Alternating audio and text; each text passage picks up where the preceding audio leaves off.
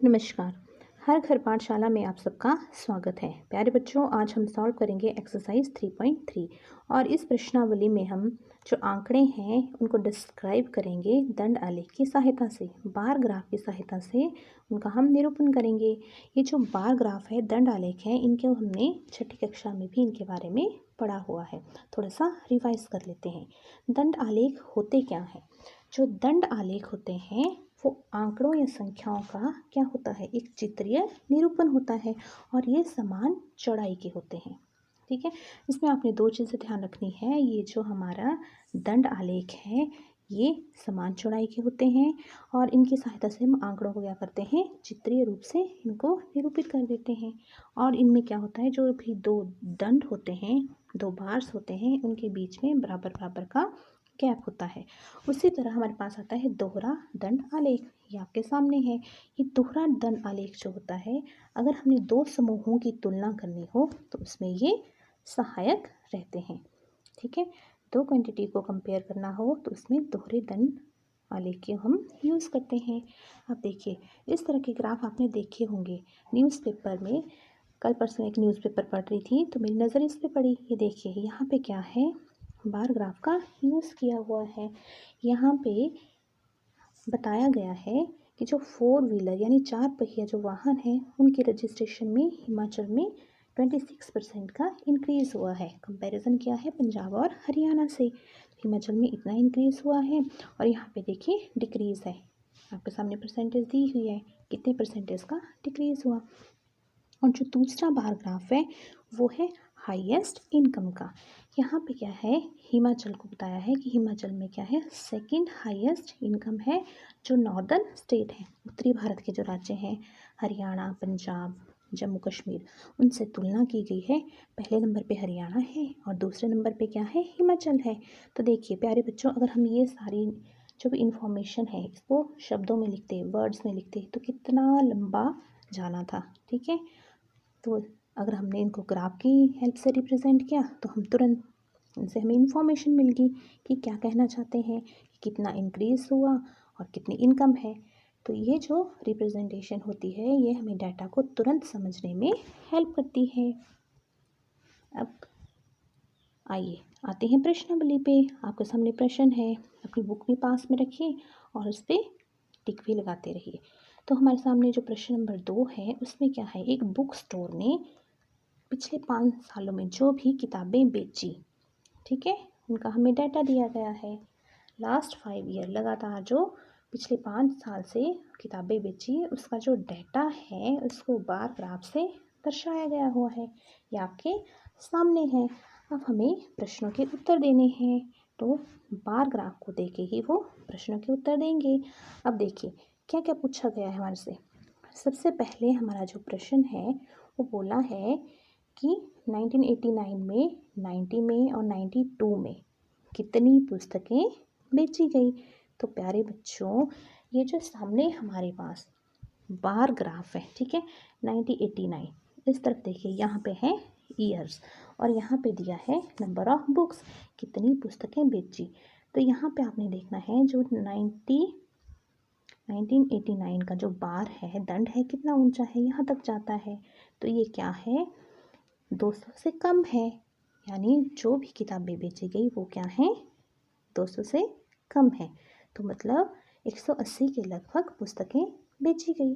उसी तरह 1990 का बार देखिए, कितना ऊंचा दंड है, यहाँ तक है। अब ये 500 से कम है। ठीक है, 400 से 500 के बीच में कितने का गैप है, 100 का गैप। तो ये देखो 450 से भी ऊपर लग रहा है और 500 के बीच में है।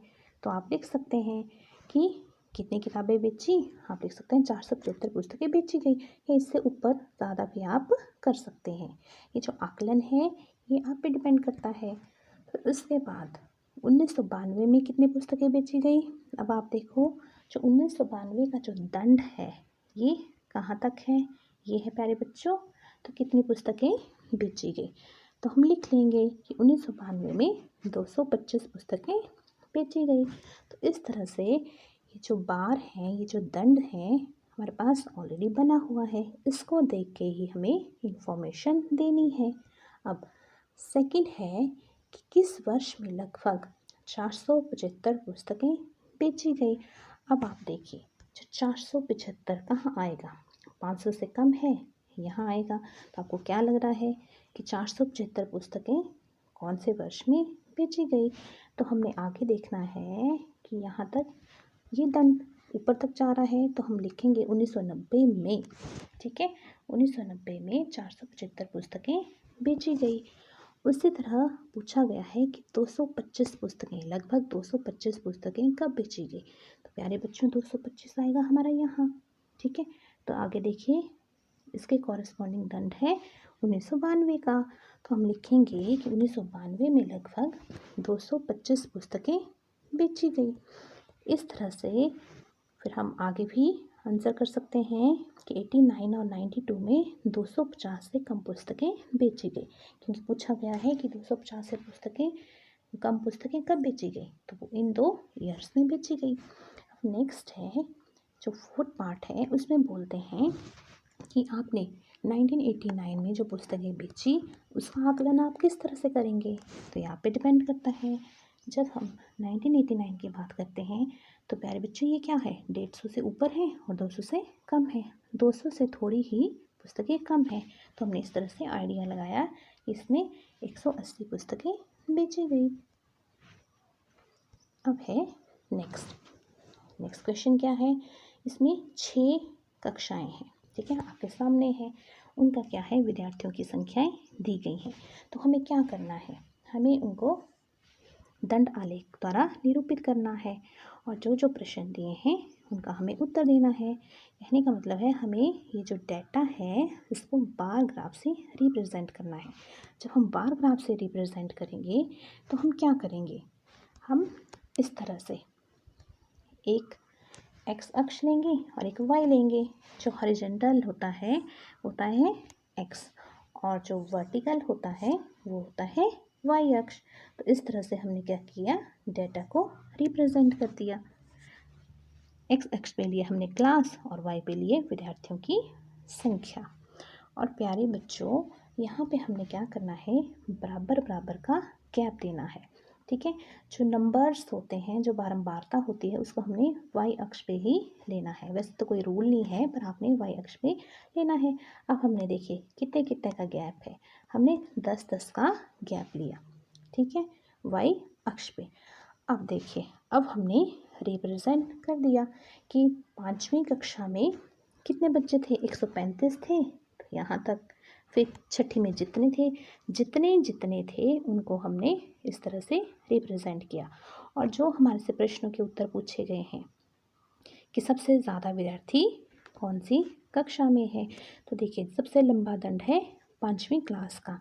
तो 5वीं क्लास के विद्यार्थी कितने हैं, 135। और सबसे कम विद्यार्थी किस में है, सबसे छोटा देखिए दंड कौन सा है, 10th का। तो इसके विद्यार्थी हैं 80, ये सबसे बड़ा और ये सबसे छोटा। तुरंत देख के हम बता सकते हैं कि किसमें विद्यार्थी ज़्यादा हैं और किसमें कम है। फिर हमारे से पूछा हुआ है कक्षा 6 के विद्यार्थियों का हमें अनुपात निकालना है कक्षा 8 के विद्यार्थियों से। तो कक्षा 6 में कितने विद्यार्थी हैं और कक्षा 8 में कितने विद्यार्थी हैं, वो पहले हम लिख लेंगे और इनका हम अनुपात निकाल लेंगे। और इस अनुपात को हम फर्दर भी सॉल्व कर सकते हैं प्यारे बच्चों। तो हमारे पास आ जाएगा 6:5। तो ये जो अनुपात आया हमारे पास, ये आ गया 6:5। इस तरह से हम इसको रिप्रेजेंट कर सकते हैं। अब देखिए, अगर हमने इसको ड्रॉ करना है प्यारे बच्चों, तो सबसे पहले आपने इस तरह से 2 अक्ष ले लेने हैं। मैंने पहले से ये लाइन यहाँ पे ले लिया, अक्ष ले लिए हैं। और आपने क्या करना है, बराबर बराबर डिवीज़न ले लेने हैं। अब देखिए 5वीं कक्षा में है 135 विद्यार्थी, तो हम इस तरह से दंड को ले जाएंगे। ठीक है, और छठी में है 120, तो प्यारे बच्चों 120 हमारा इस तरफ आएगा और ये हो गए 120। अब 7वीं में है 95 हमारा आएगा 90 और 100 के बीच में। तो ये आ गया 95 और 8वीं में है 100, तो 8वीं में आ गए 100 और 9वीं में है 90, 9वीं में आ गए 90 और 10वीं में आ गए हमारे 80। ये जो बार ग्राफ है, ये जो दंड हैं, आपने ध्यान रखना है इनकी जो मोटाई है वो बराबर ही होनी चाहिए और इनकी जो लंबाई है ये बारंबारता पे डिपेंड करती है। तो इस तरह से हमारे सामने ये बार ग्राफ है और आपने क्या करना है प्यारे बच्चों, जैसे हमारा इस तरह से लिखा हुआ था ये आपने मेंशन कर लेना है कि कौन कौन सी क्लास है, ये नाम आपने इस पर लिख लेने हैं। हमारा दंड कंप्लीट हो गया।